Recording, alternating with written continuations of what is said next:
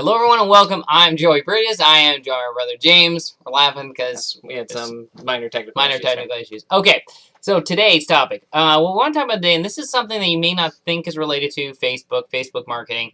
However, in the end, we need sales. And in the end, unless you want to sit there and wait, talking to prospects, talking to them on the phone, many have the fear of the phone who start, generate leads from the internet, is a great way to stir up the pot, if you will, and actually, bring in some money. And now, I think one of the challenges, and I was on the phone with someone, and she's like, well, but people have to like you in order for them to do business with you. Now, she wasn't referring to the Facebook like button, which obviously, hey, that's can be the start of a relationship. She meant people had to physically like her in order to do business with her. And to which my question was, hey, do you love your doctor or love your lawyer? And she's like, well, I'm like, no, you're using them because, hey, professional, they can get the job done, they're putting it out there, they have a bajillion degrees on the wall, and you know they can do it. Don't have to like you, just have to understand, hey, why they're using you. It's about, I like to say, it's about getting some respect. And if you don't, and by the way, when you act like you need the deal, you do not get it. And some may not know James's story, okay? So many people know us from, hey, you guys do Facebook stuff. That's what most people know us for, our Facebook marketing. Many don't know that James, in our very first business, he made over 40,000 phone calls. Actually, he made over 40,000 phone calls till he actually said, hey, Joe, I think I have it down. Okay, I think I have mastered this process. Now, I would say at 40,000, he did have it down well before 40,000. He probably made 5,000 and he really had it down.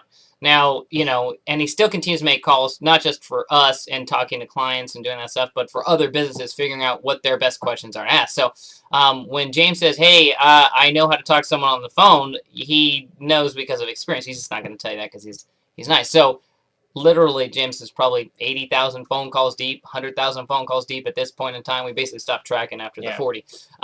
So here's what I'm getting to with this whole point. When you're going, hey, a lot of our clients are talking to me, they're going, hey, I'm still getting leads, I'm still getting stuff, but I'm not getting as many sales as I used to. That's because customers are taking longer. So you have two choices, at least in our opinion. Wait or get on the phone. So, and this is not about, people, I don't want to be like a telemarketer. Yeah, a telemarketer or a pitchman. And I think that's probably what stops. By the way, Pitchman, I love that show. Pitchman's awesome show. I love that show. And that's probably the biggest misnomer. You don't have to do the hard sale. And here's another tip: you don't close anybody, right? That was my favorite. Well, I don't know how to close them. You don't close anybody. You don't close anybody. When you're asking the right stuff and you have the right process, they close themselves. Yeah. And the reality is, what you're helping someone do, get on the phone, is you're just shortening your sales cycle. I don't care what line of business you're in. I don't care if you're in a service-based industry or a product-based industry. It works both ways. It works both ways. B2B, don't do one business is totally different. My business is different. Yeah. You can shorten your sales cycle down dramatically when you get someone on the phone because you can have a different dialogue. Remember, they've probably received an email from you. They've probably looked at your website or your fan page.